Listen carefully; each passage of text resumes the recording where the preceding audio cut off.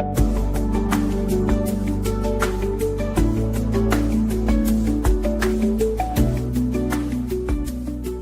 good morning, everybody. Welcome, Hot Takes with Goodman and Haertl. How are you, my friend? I'm good, buddy. How you doing today? I am doing a lot better than Nuggets Nation right now, as they are furious at Michael Malone. I mean, my goodness. I know you don't check social media very often. That is not your go-to when it comes to seeing what is, it's not a criticism of you, but it's something well, good. I'm glad it's not a criticism, because to me, social media is a melting pot for the angry and the thin-skinned. Get over yourselves. Well, the skin has been ripped off, and there is no skin in Nuggets Nation anymore because of what Michael Malone said. Oh, dear. Pre-game on the broadcast. I will start with this. Malone on why OKC beat the Nuggets in Game 7.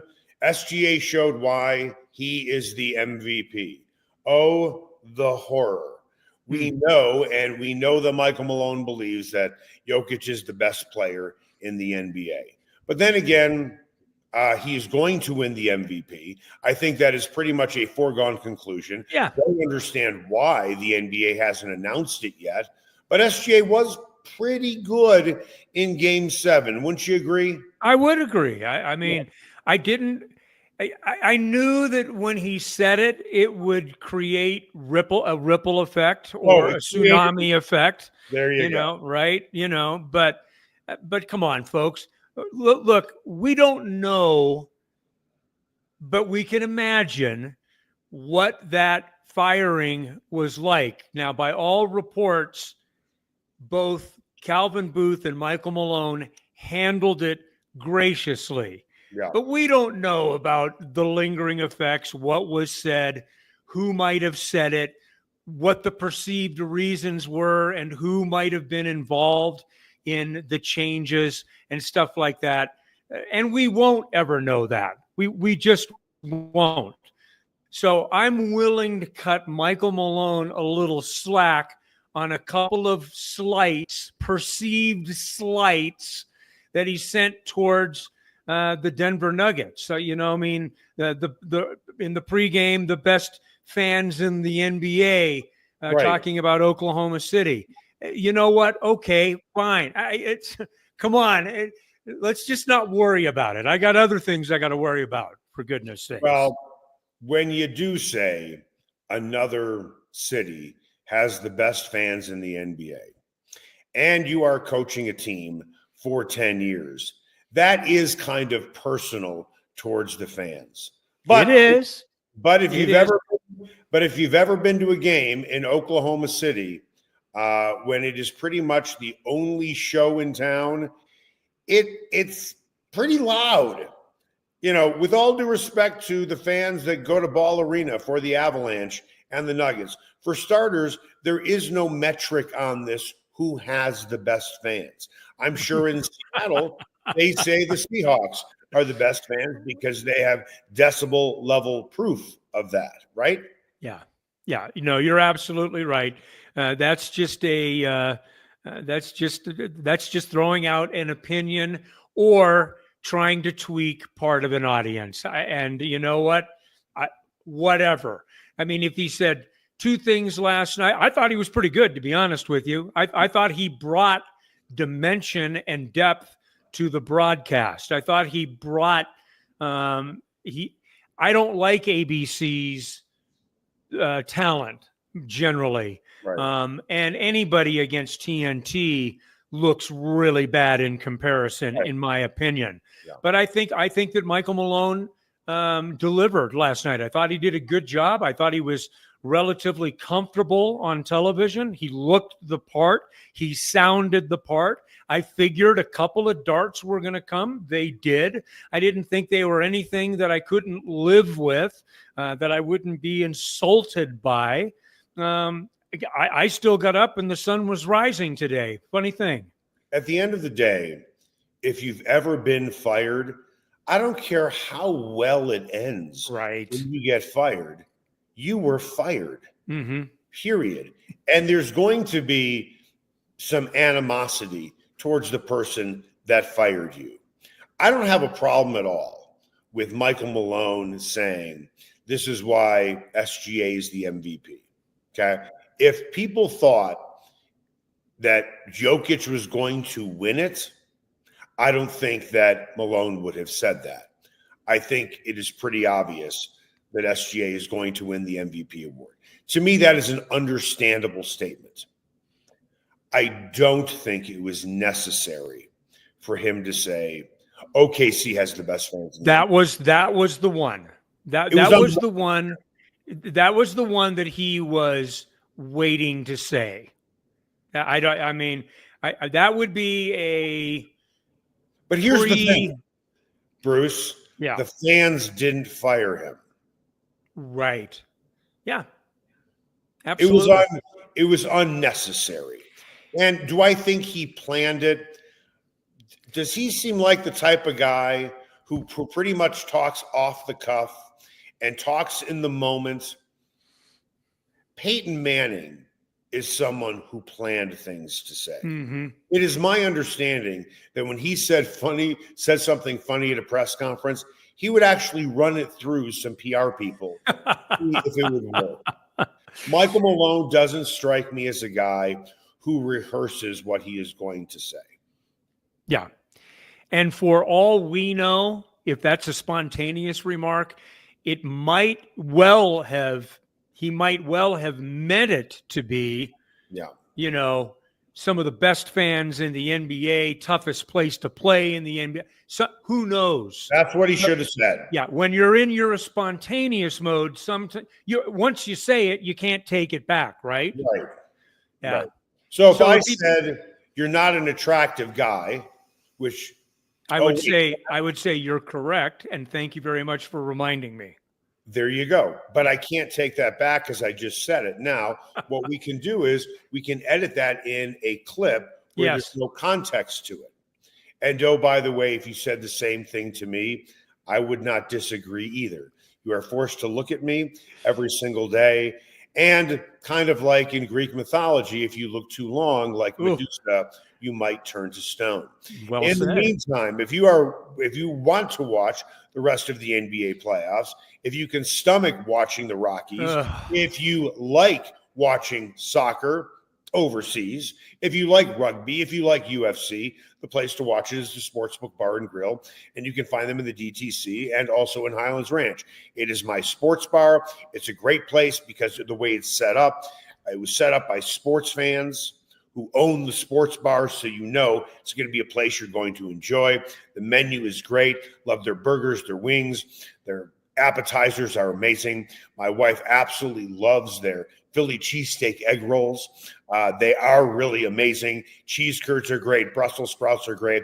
Menu's great. Great sports bar. Go check them out in DTC, Highlands Ranch, and coming soon to Parker. Time now for The Lead. The Lead is presented by Sasquatch Casino, a family-owned casino that treats you like family. Avalanche are still in their championship windows. I'm stating the obvious there, but both will have a challenging offseason, as we know, to win another title. Nuggets are $7 million under the second apron, so they're already in the first apron, which is punitive enough by itself. And the Avs only have about $8 million to spend in free agency. Who has the tougher job this offseason?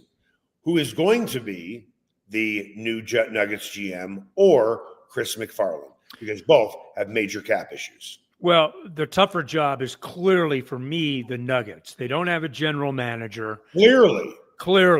Wow. Clearly the Nuggets. Okay, so once they have their GM, is it still clearly? Yeah, because they still have the same issues with lack of depth, lack of quality depth, ability. I think that there are some real competitive questions about the Nuggets from a championship standpoint. They can still be a very good basketball team. They can win 48 to 53 or 54 games. That's not an issue. It's not what I'm saying. But we're looking at them through the prism of a championship team in a championship window. They have to add pieces. I think that the Avs, with their administration remaining intact, no changes forthcoming, a roster that there's going to be some tweaking of the roster. There always is. Economics has something to do with it. But by and large, Eric, they ended up with a roster at the end of this season through a lot of tumult at various points of the season that I think that you can live with. And if you return the lion's share of this roster intact and start afresh in October, September, when they get into camp, they are going to be a realistic competitor at the highest level. I just think you got to keep these guys together and stay healthy. We talk about that a lot as it relates to, well, anything, but particularly the NHL.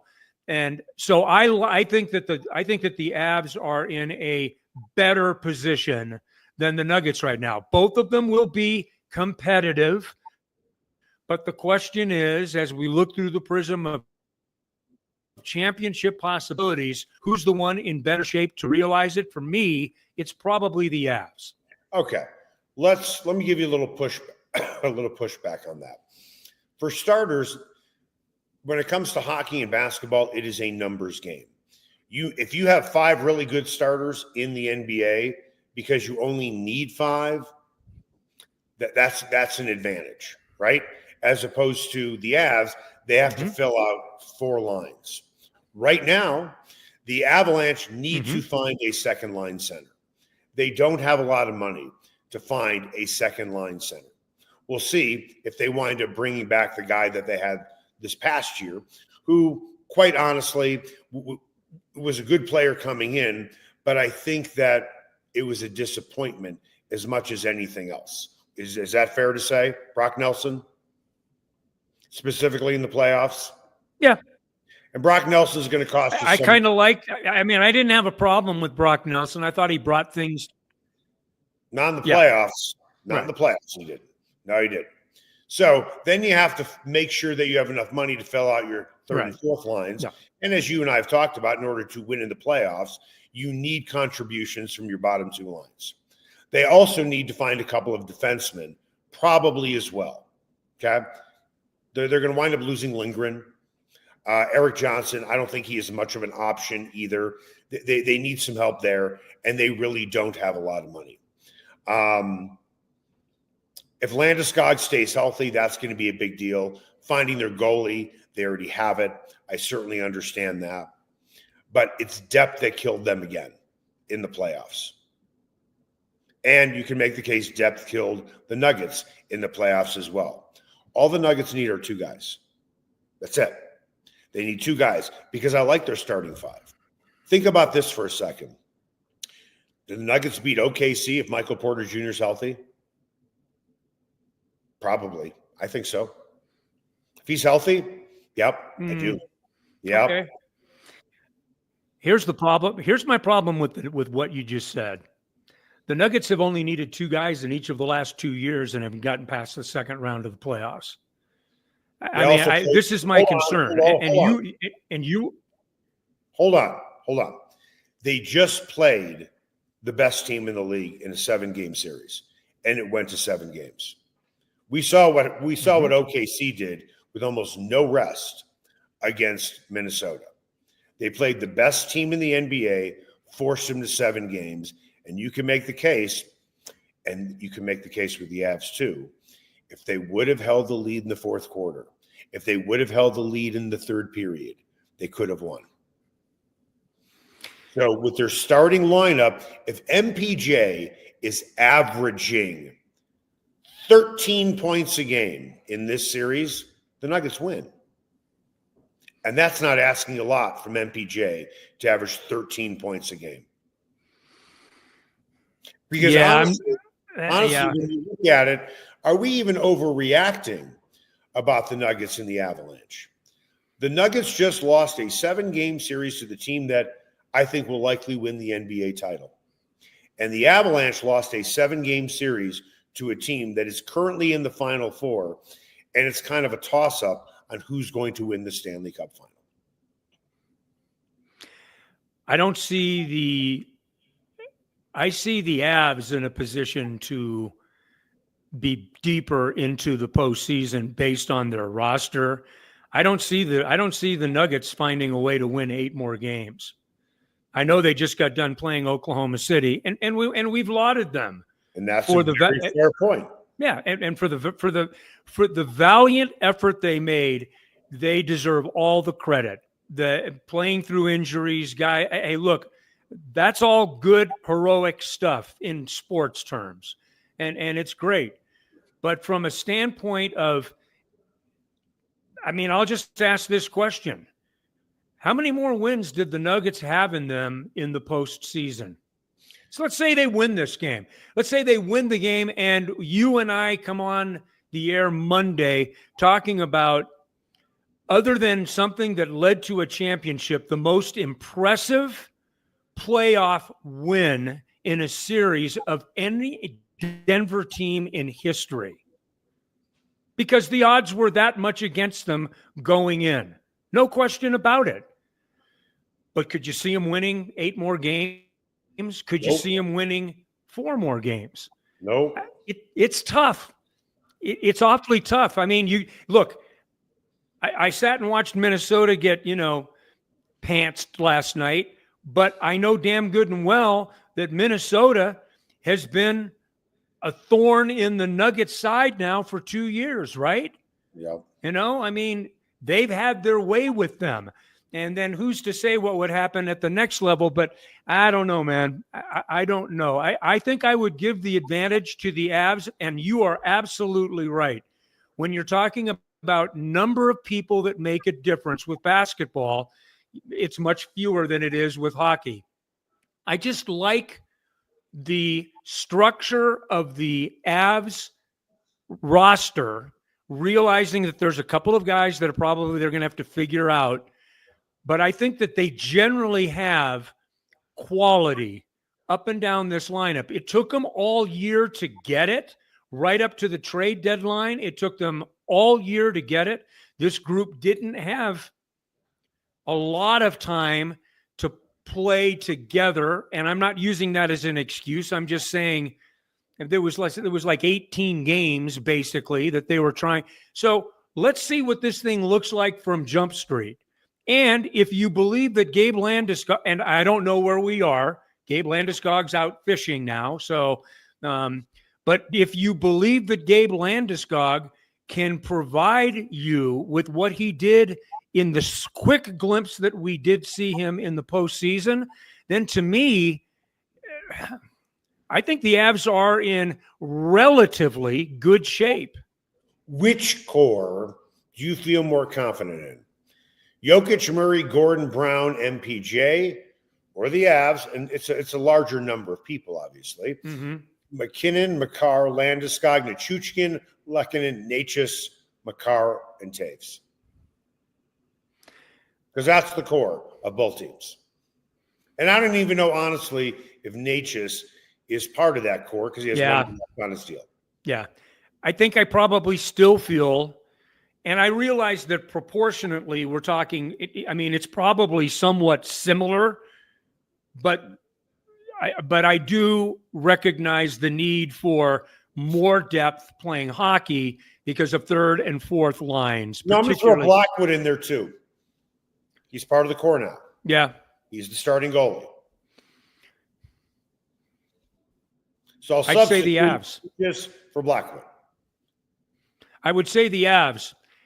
And because I think the Nuggets are going to try to trade Michael Porter Jr.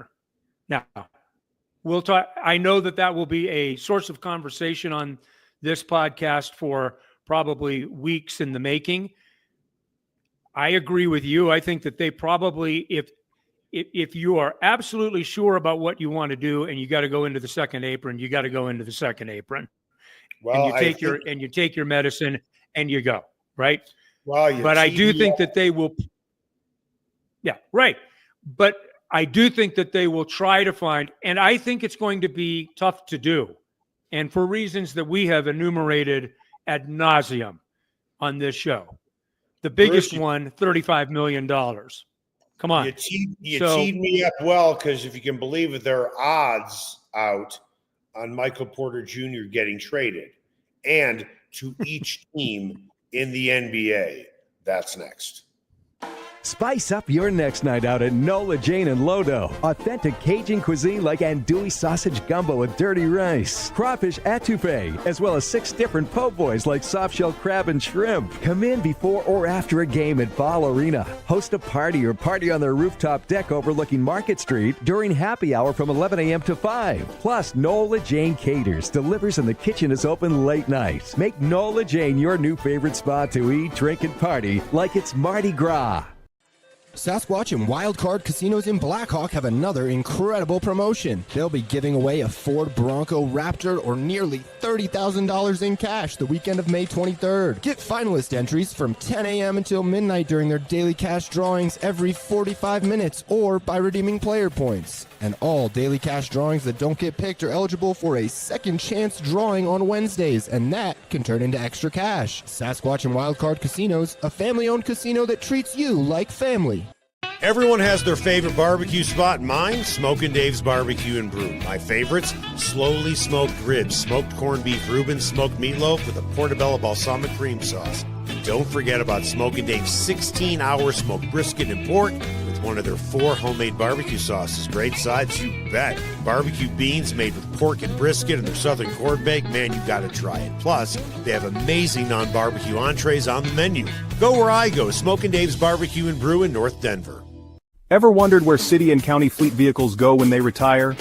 Now's your chance to find out and score big. Imagine driving away with a great deal on a reliable vehicle. For over 45 years, Roller Auction has been the trusted source for government fleet vehicles and equipment. Trucks, SUVs, sedans, and more, all selling to the highest bidder. Don't miss out. Visit roller.bid/hot takes to get auction updates today. Your next vehicle could be just a click away. Everyone has their favorite sports bar. Mine, the Sportsbook Bar and Grill in Highlands Ranch in the DTC.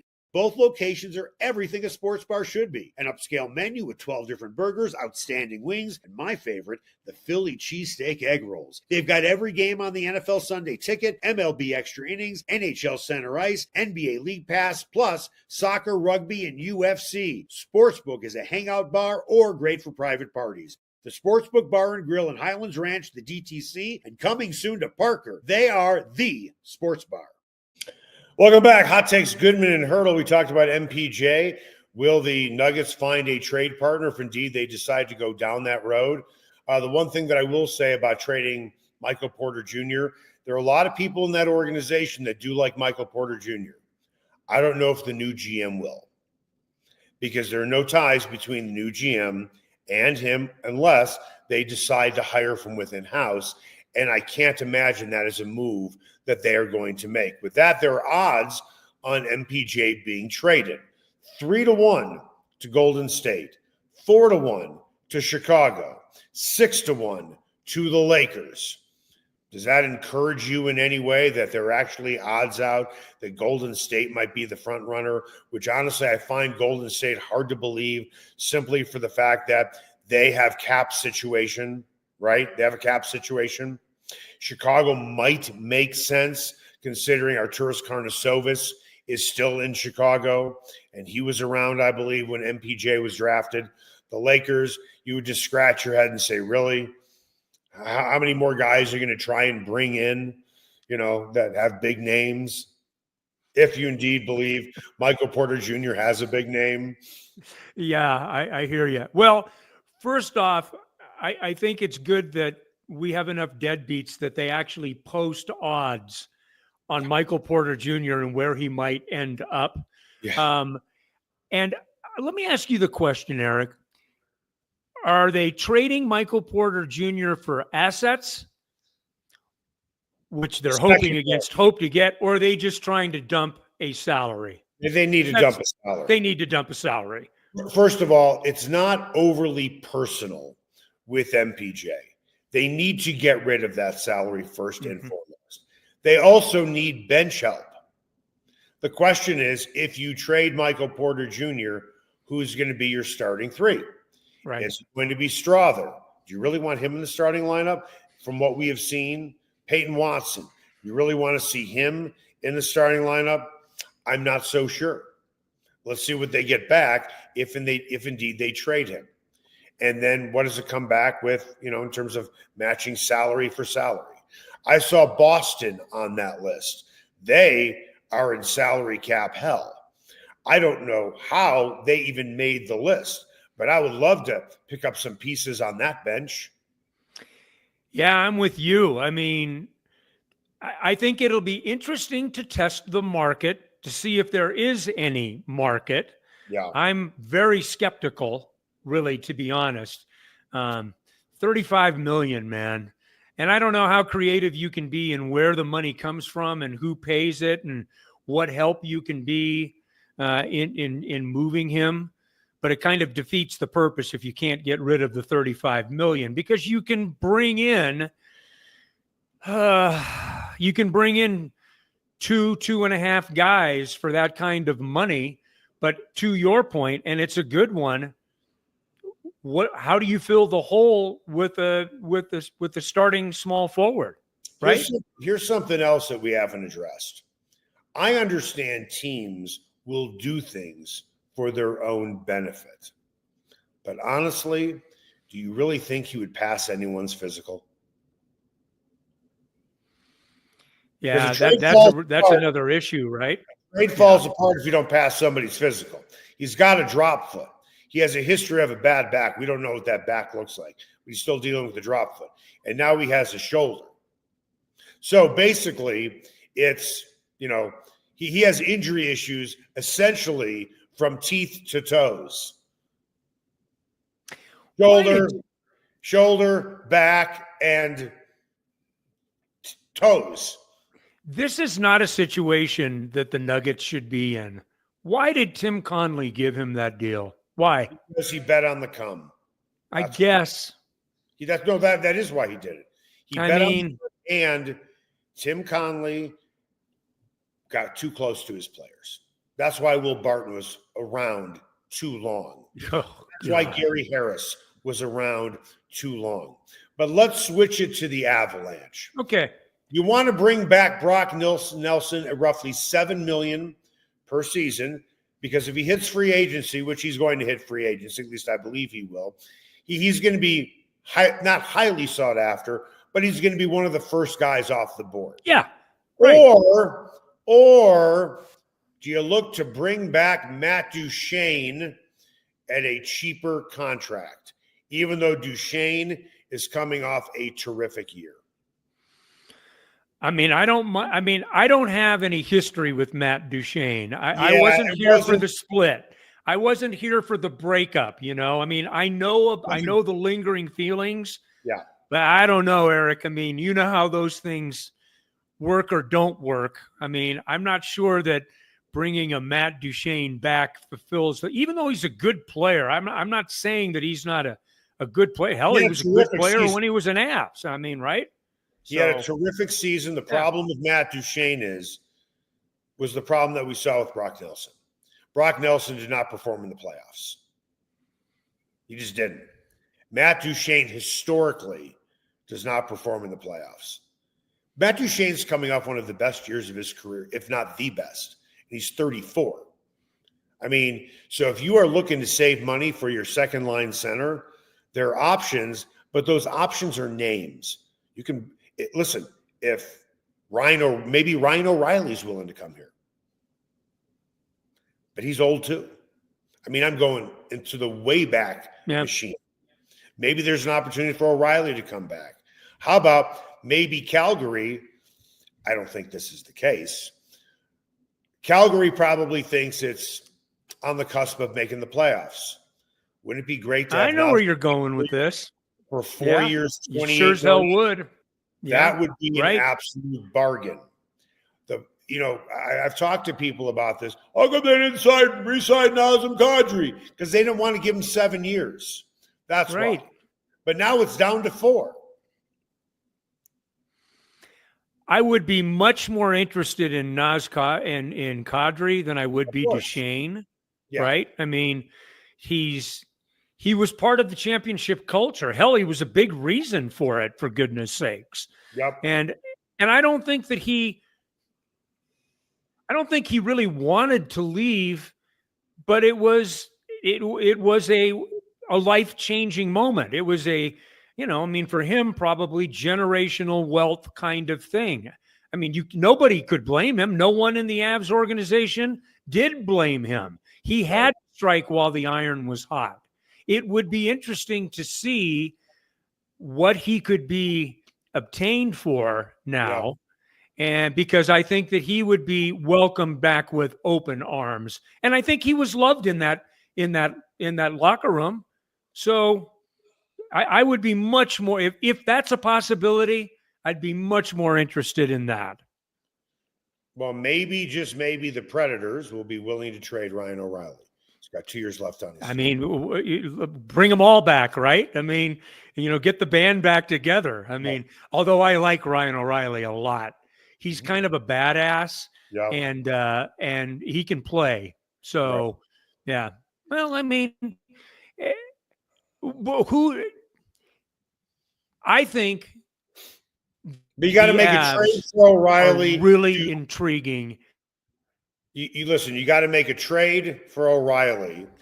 Do the Predators really want that on their books? It's not a huge contract, right? Are the Predators a serious Stanley Cup contender? I don't think so. Maybe they'd be willing to, get rid of him. No. They weren't very good last year. They weren't even close to making the playoffs. No. I think that'd be a steal in order to get him on a lot of different levels, whether it's leadership. I know he's older, but if you thought it ended poorly, and it would be, you thought it ended poorly with Shane, it ended even worse with O'Reilly. Yeah, that was one ugly situation. Right. That's and I can promise you, John Tavares is coming here anytime soon. Not with what he's going to command, despite his age. How much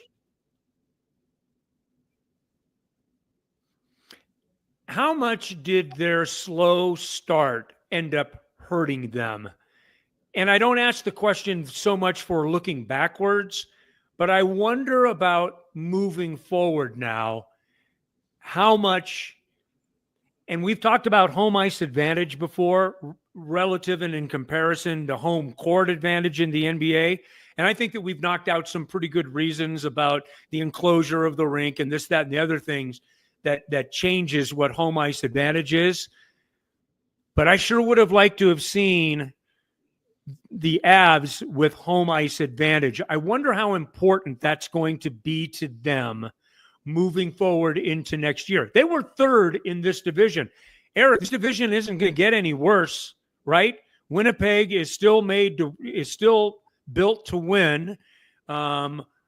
Obviously, Dallas is who they are. I think they're going to win a Stanley Cup championship. Remains to be seen. And the Avs would have been a pretty good guess if the Stars hadn't made it. The Avs might have been the favorite to win the Stanley Cup. So in this division right now, how important is it for the Avs to have home ice advantage, do you think? Well, you always want home ice advantage. But even if the Avs had home ice against the Stars, did the home team hold serve throughout that series? The Stars Avalanche, did each team hold serve throughout? I guess it really didn't matter that much. Yeah, Game 7. No, not throughout. Their barn. I understand that. It's about constructing a team that's built to advance in the playoffs with a third and fourth lines. They're fine on the first and second lines. They need to make sure that they have third and fourth lines that can occasionally chip in. You need a Logan O'Connor who's going to make some contributions. You need a couple of those guys. You also need Cale Makar to perform like Cale Makar needs to perform, and they didn't get that either. Moving on just for a second, which team made the bigger mistake? The Nuggets not bringing back KCP and Bruce Brown, or The Avalanche trading Rantanen, who, by the way, is leading the NHL in playoff scoring and goals.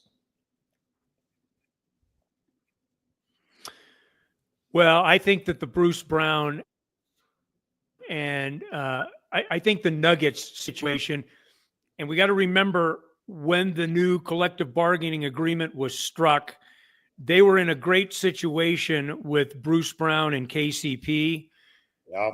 They made the decision not to move forward there.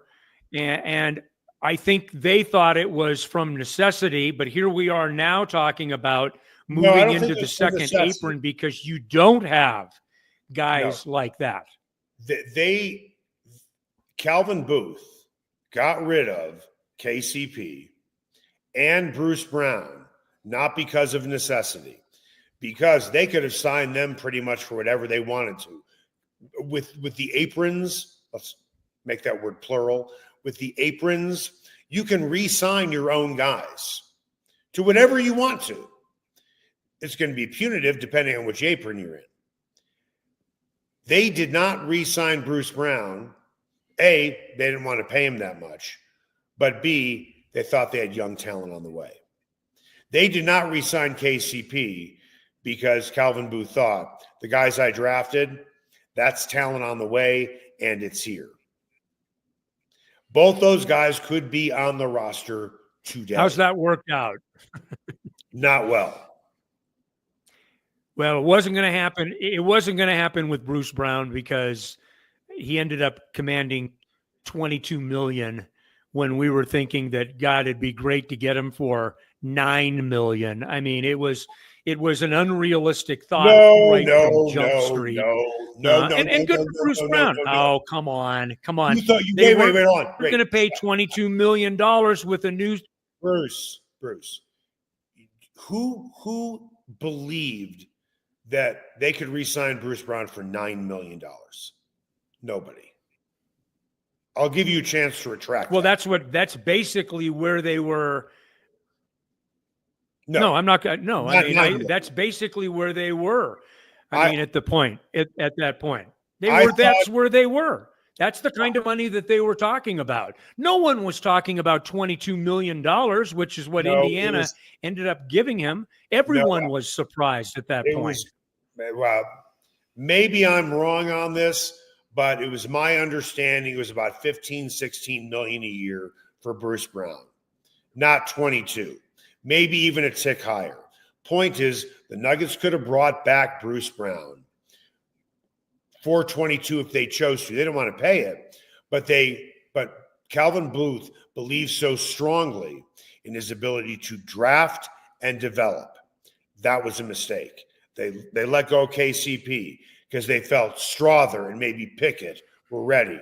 Then again, he needed to have a head coach who played those guys. I'm with you.